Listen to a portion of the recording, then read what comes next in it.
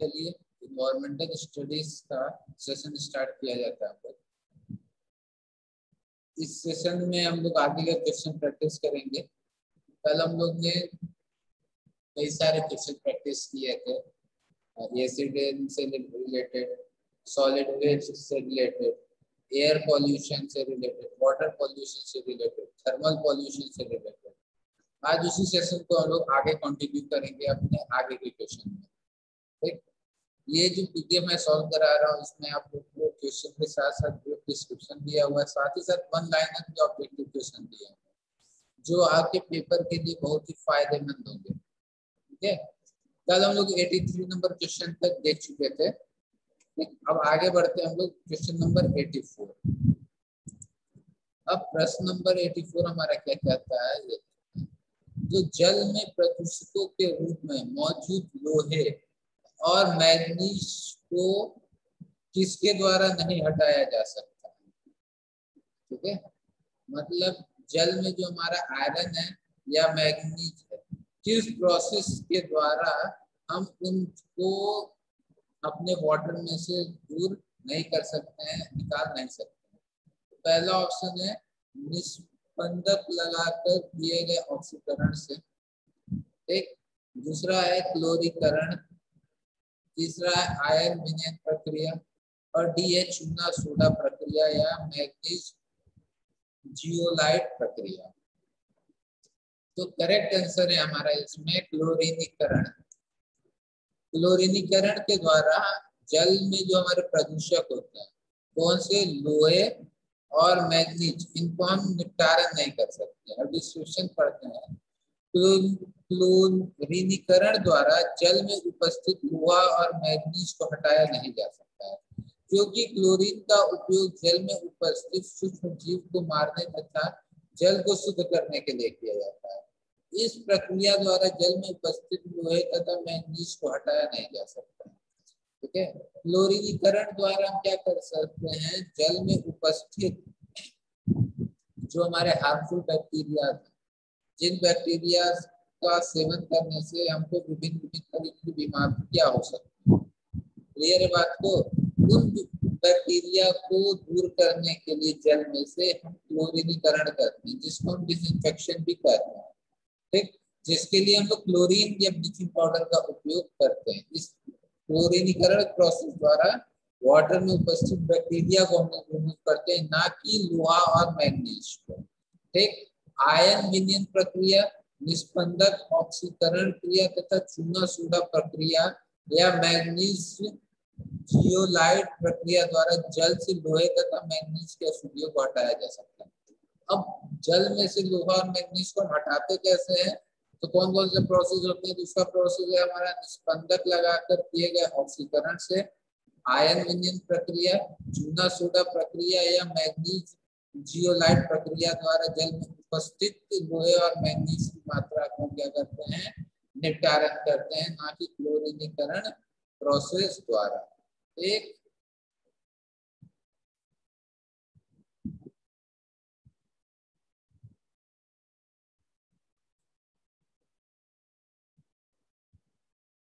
अगला क्वेश्चन है, निम्नलिखित में से किस ग्रीन हाउस गैस में सर्वाधिक उष्मारोधी क्षमता होती है। ऑप्शन क्या क्या है, क्लोरोफ्लोरोकार्बन, मीथेन, कार्बन डाइऑक्साइड और नाइट्रोजन ऑक्साइड। करेक्ट आंसर हमारा ए है, क्लोरोफ्लोरोकार्बन। ग्रीन हाउस गैस में सर्वाधिक उष्मारोधी क्षमता क्लोरोफ्लोरोकार्बन में होती है। क्लोरोफ्लोरोकार्बन सबसे हानिकारक ग्रीन हाउस गैस है, जो कार्बन डाइऑक्साइड की तुलना में 1000 गुना ज्यादा हानिकारक है। हरित ग्रीन गैसों में कार्बन डाइऑक्साइड सबसे प्रमुख गैस है। सबसे प्रमुख गैस हमारा क्या होगा, कार्बन डाइऑक्साइड गैस होगा।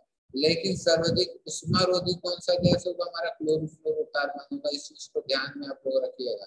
अगर प्रश्न में पूछता है कि सर्वाधिक उष्मारोधी क्षमता वाला गैस, तो क्लोरोफ्लोरोकार्बन। लेकिन सबसे प्रमुख गैस कौन सा होगा, तो हमारा क्या होगा, कार्बन डाइऑक्साइड, CO2 होगा। ठीक है,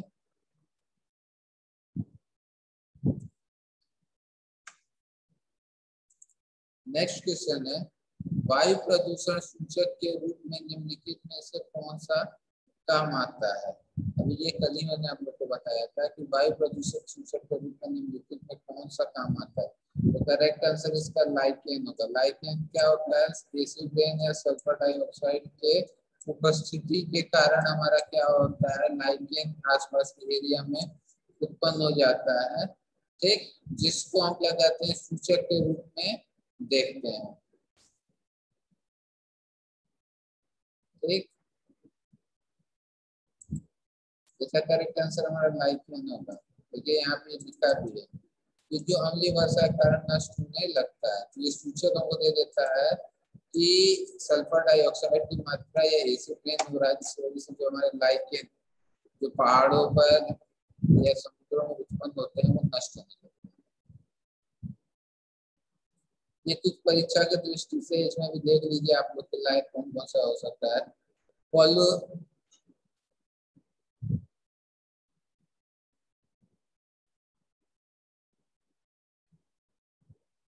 ये पूछना तो नहीं चाहिए, लेकिन देख लीजिए, गाजर घास के पराग कण से कौन सा रोग होता है? तो चरम रोग एवं दमा होता है। तो ये आपके लायक इम्पोर्टेंट क्वेश्चन है। लाइकेंस किस प्रकार के प्रदूषण के सबसे सबसे अच्छे सूचक होते हैं? अभी मैंने बताया कि वायु प्रदूषण के, ठीक। देन हमारा है भोपाल गैस त्रासदी 1984 किस गैस रिसाव के कारण हुआ था? तो मिथाइल आइसोसाइनेट। ये आप क्वेश्चन याद रखिएगा कि भोपाल गैस त्रासदी किस गैस के कारण हुआ था? Methyl isocyanate. किस ईयर में हुआ था? इन 1984 में ये हमारा गैस त्रासदी हुआ था।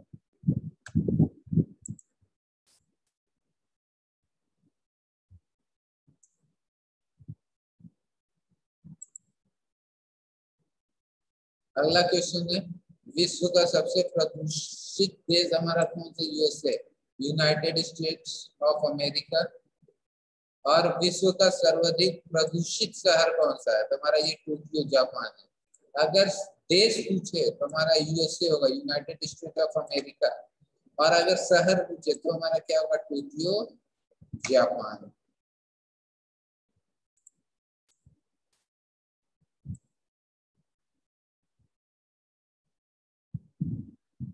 एक लाइक लाइकेन से रिलेटेड स्ट्रक्चर ही होगा, इनको देख लीजिए। लाइकेन्स वायु प्रदूषण के सबसे अच्छे सूचक है।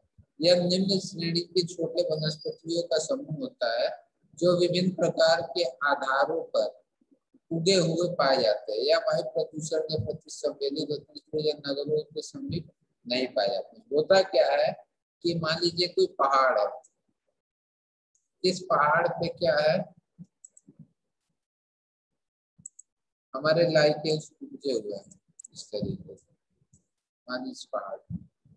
अब क्या हुआ, अम्लीय वर्षा हुआ, तो अम्लीय वर्षा होने की वजह से ये लाइकेंस क्या होने लगेंगे? नष्ट होने लगेंगे, ठीक, इस तरीके से। और वहां पे या तो अम्लीय वर्षा या तो सल्फर डाइऑक्साइड या पॉल्यूशन के इंक्रीज होने की वजह से, जिससे ये लाइकेंस हमारे काम से नष्ट होने लगेंगे, जिससे हम अंदाजा लगा लेंगे कि इस इलाके में हमारा क्या हो रहा है, वायु प्रदूषण इंक्रीज कर रहा है, एयर पॉल्यूशन हमारा क्या कर रहा है, इंक्रीज कर रहा है। इसीलिए यहाँ एक लाइन लिखा हुआ है कि यह नगरों के समीप नहीं पाए जाते हैं, ये हमारे शहरों में नहीं पाए जाते हैं, क्योंकि ये क्या होता है, वायु प्रदूषण के प्रति बड़े संवेदनशील होते हैं, ठीक।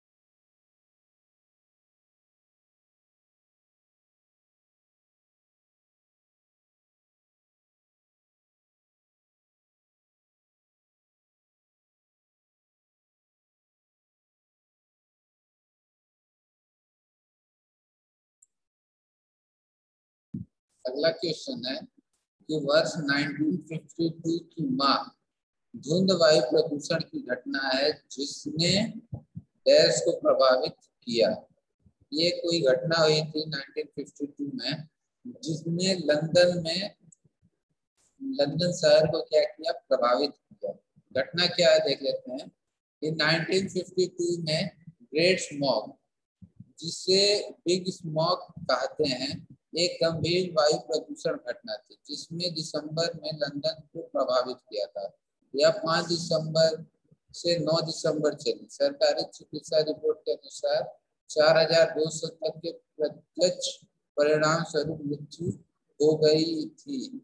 ठीक, ये क्या था, एक हमारा स्मॉग था, जिस स्मॉग में क्या थे, हमारे हानिकारक गैस मिक्स हो गए थे। ठीक, और वो गैस हमारे रेस्पिरेशन सिस्टम के जरिए हमारे लंग्स में गए, हमारे शरीर में गए, और ये जहरीली गैस का प्रभाव इतना उस टाइम बुरा हुआ था 5 दिसंबर से 9 दिसंबर के बीच में कि वहां पे इतने ही दिनों में 4200 लोगों की क्या हो गई, मृत्यु हो गई। ठीक, और 1 लाख से अधिक लोगों को क्या होगा, बीमार हुए थे इसके वजह से। जो कहाँ हुआ था, लंदन में हुआ था। किस वर्ष में हुआ था, इन 1952, 1942 में हुआ था।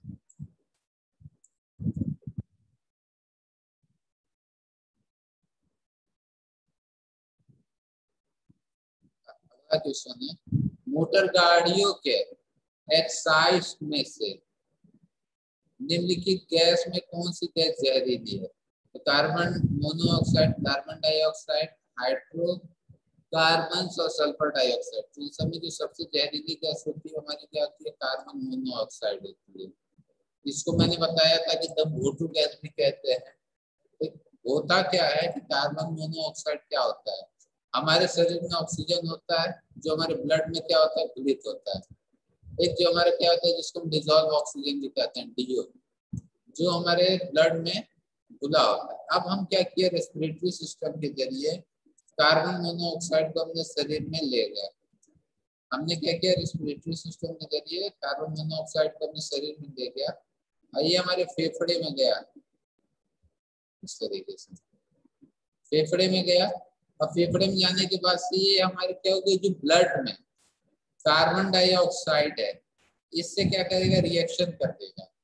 कार्बन मोनोऑक्साइड क्या करेगा, कार्बन डाइऑक्साइड से रिएक्शन करके ये क्या कर देगा, कार्बन डाइऑक्साइड में कन्वर्ट हो जाएगा। ठीक, ये क्या करेगा, हमारे कार्बन डाइऑक्साइड में कन्वर्ट हो जाएगा, जिसकी वजह से हमारे ब्लड में, कहाँ पे, ब्लड में ऑक्सीजन की क्या हो जाएगी, कमी हो जाएगी। या कहने तो ये कहेंगे कि हमारे शरीर में ऑक्सीजन की कमी हो जाएगी और हमारा दम घुटने से क्या हो जाएगी, मौत हो जाएगी। इसीलिए इस गैस को दम घुटू गैस भी कहा जाता है, और ये सबसे हानिकारक गैस भी कहलाता है। प्रोसीजर समझ रहे हैं आप लोग ना, ये रेस्पिरेटरी सिस्टम के जरिए हमारे शरीर में गया, और हमारे शरीर में जो ऑक्सीजन है, हमारे ब्लड में ऑक्सीजन है, हमारे लंग्स में ऑक्सीजन है, उन ऑक्सीजन से रिएक्शन करके हमारे शरीर में क्या करता है, कार्बन डाइऑक्साइड की मात्रा को बढ़ा देता है और ऑक्सीजन की मात्रा को घटा देता है। और जैसे ही ऑक्सीजन की मात्रा में शरीर में घटती है, कार्बन डाइऑक्साइड की मात्रा बढ़ती है। एक चीज जानते हैं कि ऑक्सीजन के जरिए हम जिंदा रहते हैं, और जैसे ही हमारे शरीर में ऑक्सीजन की मात्रा कम होगी वैसे ही हमारा दम घुटने लगेगा, हमारा फेफड़ा खराब हो जाएगा और हमारी क्या हो जाएगी, मृत्यु हो जाएगा, डेथ हो जाएगा। ठीक, इसीलिए इसको दमघोटू गैस भी कहा जाता है और सबसे हानिकारक गैस होता है।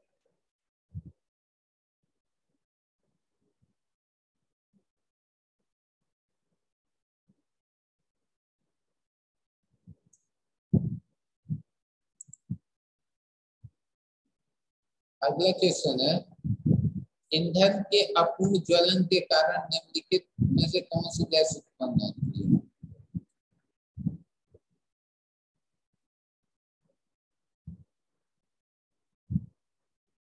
ईंधन के अपूर्ण ज्वलन के कारण निम्नलिखित में से कौन सी गैस उत्पन्न होती है? अपूर्ण जलन का मतलब कि अधूरा जलने में। मान लीजिए आपने लकड़ी को जलाया, वो लकड़ी हमारी क्या, गीली है। अब फिर उसको आप जलाएंगे तो वो लकड़ी हमारी पूर्ण रूप से जलेगी नहीं, अधूरे रूप से जलेगी। तो जब अधूरे रूप से जलेगी तो उसमें से कौन सा गैस का कारण होगा, कौन सा गैस उसमें से निकलेगा? तो करेक्ट आंसर इसका क्या होगा? Carbon monoxide. जब अधूरी कोई चीज जलती है तो उसमें से कार्बन मोनोऑक्साइड निकलता है। उड़ते जलने पे कार्बन डाइऑक्साइड निकलता है या कार्बन ऑक्साइड निकलता है, ठीक। लेकिन कोई चीज अधूरे रूप से जलती है, अधूरे जलने पे उसमें से हार्मफुल गैस निकलती है, उस हार्मफुल गैस का नाम है कार्बन मोनोऑक्साइड। अगला है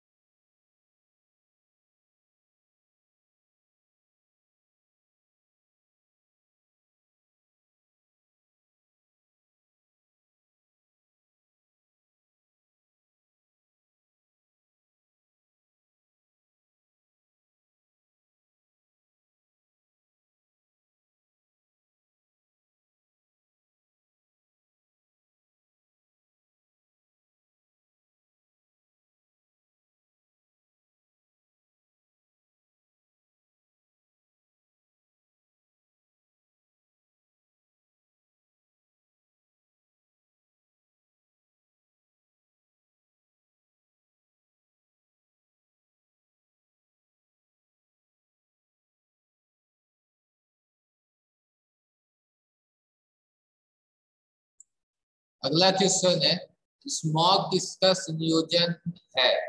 एक जो स्मॉग हमारा होता है किस दो चीजों से मिलकर बना होता है? पहला हमारा हवा और जल वाष्प, जो गलत है। पानी और धूल, ये भी गलत है। आग और पानी, ये भी गलत है। सही आंसर जो है धुआं और कोहरा होता है। ये कोहरा इसमें कट गया है, ये ऑप्शन आप लोग याद रखिएगा, धुआं और कोहरा इसका करेक्ट आंसर होगा। एक जो हमारा स्मॉग होता है दो चीज से मिलकर बनता है, धुआं और कोहरे से।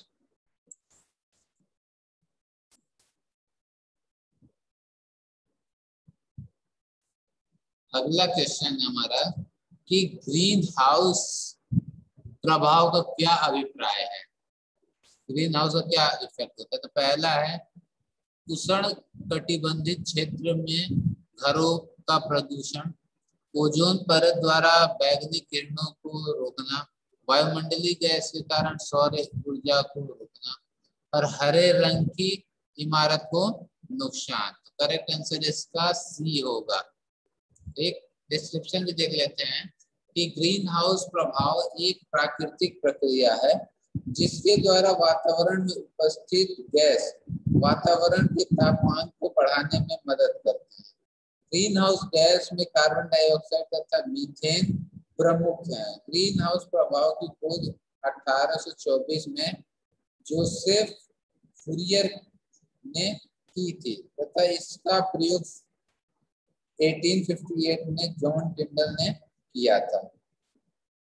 अब ग्रीन हाउस इफेक्ट एक्चुअल होता क्या है कि हमारे इंडस्ट्री से, हमारे व्हीकल से ठीक निकलने वाले हार्मफुल गैस, जैसे हमारा मीथेन हो गया, कार्बन डाइऑक्साइड हो गया, सल्फर डाइऑक्साइड हो गया, नाइट्रोजन ऑक्साइड हो गया, क्लोरोफ्लोरोकार्बन हो गया। अब ये गैस क्या करते हैं, हमारे एटमॉस्फेयर में टेम्परेचर को इंक्रीज कर देते हैं, ठीक, जिसके वजह से ग्लोबल वार्मिंग जो हमारा इफेक्ट है, तापमान में अचानक से परिवर्तन होना, ठीक, मौसमों में इधर उधर खिसकाव होना, ठीक, परिवर्तन होना, ये सब हमारे ग्रीन हाउस इफेक्ट के अंतर्गत आते हैं। जो हमारे carbon dioxide, methane, chlorofluorocarbon, sulphur dioxide, nitrogen oxide जैसे गैसों की लार्ज अमाउंट में उत्पत्ति के कारण होता है। ठीक,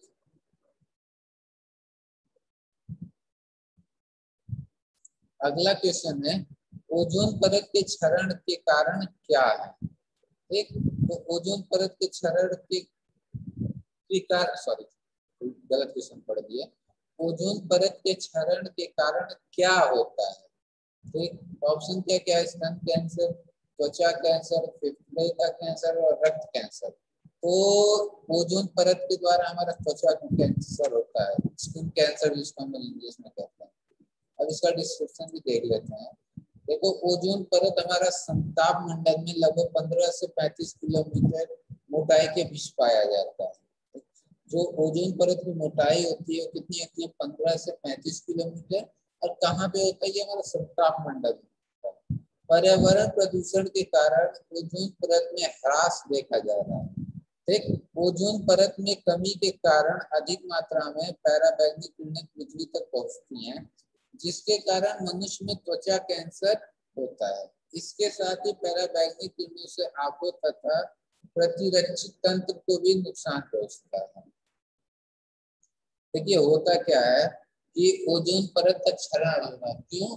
क्योंकि जो हमारा CFC क्लोरोफ्लोरोकार्बन गैस है, ये क्लोरोफ्लोरोकार्बन गैस जो हमारे एसी से निकलता है, रेफ्रिजरेटर निकलता है, ये गैसेस निकलती हैं और ये ओजोन परत को क्या कर रहे हैं, इरोजन कर रहे हैं, उनका क्षरण कर रहे हैं। उनकी जो मोटाई है, उनकी मोटाई को कम कर रही है, कई जगह पे होल्स हो गए हैं, जिसके वजह से जो सूर्य की जो हानिकारक किरणें हैं, पैराबैंगनी किरणें जिसको अल्ट्रावायलेट रेज या यूवी रेज कहते हैं, वो यूवी रे डायरेक्ट हमारी पृथ्वी पे आ जा रही है।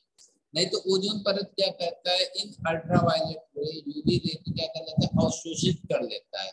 अब जब ये पैराबैंगनी किरणें डायरेक्ट पृथ्वी पे आती हैं, तो ये पैराबैंगनी किरणें क्या करती हैं, पृथ्वी पे आके मनुष्य के ऊपर पड़ती हैं और मनुष्य को कई तरीके की प्रॉब्लम फेस करनी पड़ती है, जिसमें से एक सबसे बड़ा प्रॉब्लम है त्वचा कैंसर, स्किन कैंसर वाली सबसे बड़ी प्रॉब्लम है। इसके साथ ही साथ हमारे आंखों पर भी इसका पूरा प्रभाव पड़ता है, इसका हार्मफुल इफेक्ट हमारे आंखों पर भी इसका पड़ता है। ओजोन परत के क्षरण के कारण क्या होता है, हमको त्वचा कैंसर होता है। नेक्स्ट है समताप मंडल में पैराबैंगनी विकिरण को किसके द्वारा अवशोषित किया जाता है। अभी ये चीज मैंने आपको बताया, डिस्क्राइब पूरा डिटेल में किया है कि जो समताप मंडल में पैराबैंगनी किरणों को किसके द्वारा अवशोषित किया जाता है। तो किसके द्वारा अवशोषित किया जाता है, ऑप्शन क्या है हमारे, सल्फर डाइऑक्साइड, ओजोन, ऑक्सीजन और ऑर्गन। तो समताप मंडल में ओजोन द्वारा क्या किया जाता है, अल्ट्रावायलेट पैराबैंगनी किरणों को क्या किया जाता है, अवशोषित किया जाता है। किसको, यूवी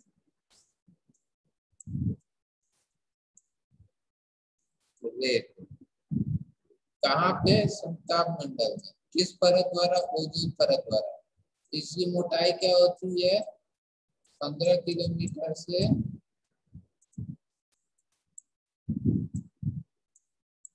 35 किलोमीटर। ठीक, 15 किलोमीटर से कितना होता है, 35 किलोमीटर होता है। ठीक, और एक चीज और बताना था, ये किस गैस की वजह से इसका क्षरण हो रहा है, तो CFC क्लोरोफ्लोरोकार्बन गैस के द्वारा इसका क्या हो रहा है, क्षरण हो रहा है। ठीक,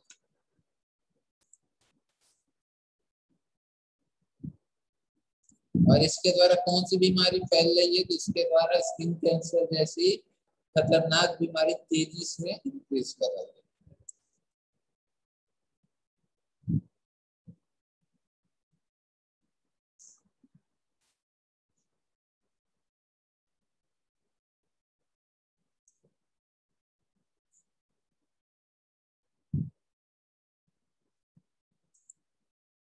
ओजोन परत किस किसकी प्रतिक्रिया से बनती है। एक, तो ऑक्सीजन और पैराबैंगनी किरणों, कार्बन डाइऑक्साइड और वायुमंडल की परतों, अंतरिक्ष किरणों और वायुमंडल की परतों, और रक्त किरणों और पैराबैंगनी किरणों। तो ये हमारा ई करेक्ट आंसर है, कार्बन डाइऑक्सीजन और पैराबैंगनी किरणें। ठीक,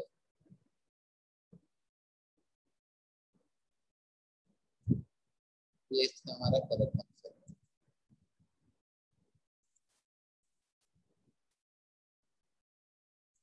ओजोन परत का अणु सूत्र है O3। ये चीज ध्यान में रखिएगा, O3 हमारा क्या है, अणु सूत्र है।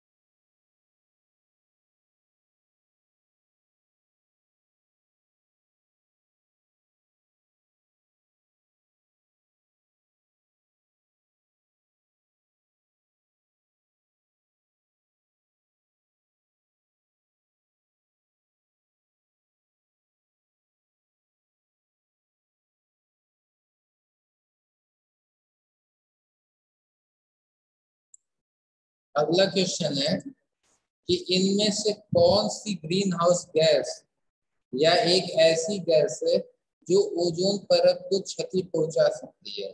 पहला ऑप्शन है BF3, दूसरा है O2, तीसरा है CH3ClF2 और तीसरा Cl2। ठीक, तो करेक्ट आंसर इसका होगा CH3ClF2। ठीक, डिस्क्रिप्शन देख लेते हैं।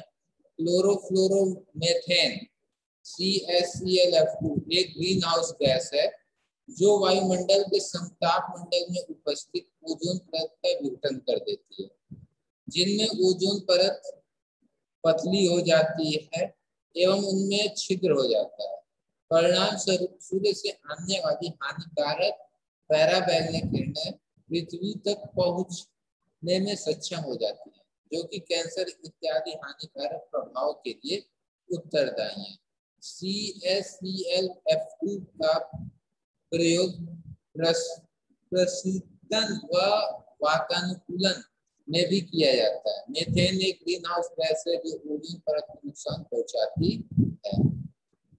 ठीक, ये भाई साहब ने डिस्क्रिप्शन दिया था कि जो CH3ClF2 क्लोरोफ्लोरोमेथेन गैस है, ये हमारी क्या करती है, समताप मंडल में जो ओजोन परत है उसका क्षरण कर रही है या उसको पतला कर रही है, उसमें छेद कर दे रही है, जिसके वजह से डायरेक्ट पैराबैंगनी किरणें हमारी पृथ्वी पे आ रही हैं और हमको कई तरीके की नुकसान पहुंचा रही है। तो ये अगर क्वेश्चन पूछे तो CH3ClF2 याद रखिएगा। क्लोरोफ्लोरोकार्बन पता ही है CH3, उसमें आगे बढ़ गया IF2। ठीक,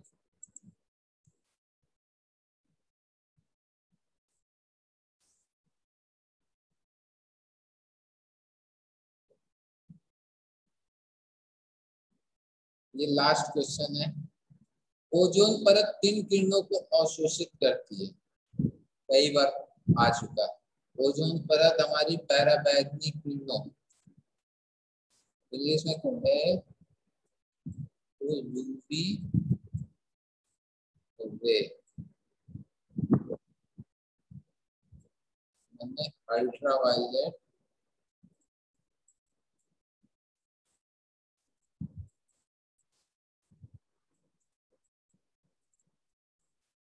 अल्ट्रावायलेट रे को क्या करता है, अवशोषित करता है। ठीक, तो ये हमारा चैप्टर का लास्ट क्वेश्चन था इस पीडीएफ का। मतलब तो इस पीडीएफ में हम यहीं तक रहने देते हैं और आज के लेक्चर में भी हम यहीं खत्म करते हैं। तो आज का सेशन अपना यहीं पर हम समाप्त करते हैं। इस सेशन में यहीं तक रखा जाता है। अगले सेशन में आएंगे तो और क्वेश्चन आप लोग को लाके प्रैक्टिस कराएंगे, ताकि एग्जाम के लिए आप लोग का प्रीवियस का सारा टॉपिक क्लियर हो जाए, सारा क्वेश्चन कम से कम एक बार देखे रहे कि पेपर में अगर क्वेश्चन पूछता है तो कोई भी क्वेश्चन गलत नहीं होना चाहिए। और साथ ही साथ कोशिश करेंगे कि जो हम लोग को पीपीटी में क्वेश्चन प्रैक्टिस कराए हैं, सॉरी पीपीटी में कराए, एसटी सेकंड में क्वेश्चन दिए थे, उन क्वेश्चन का भी हम लोग को प्रैक्टिस करा दें, डिटेल प्रैक्टिस। तो अगले सेशन में वही कोशिश करेंगे, पहले प्रैक्टिस करें देन आगे बढ़ेंगे। तो आज यहीं तक रखते हैं। चलिए,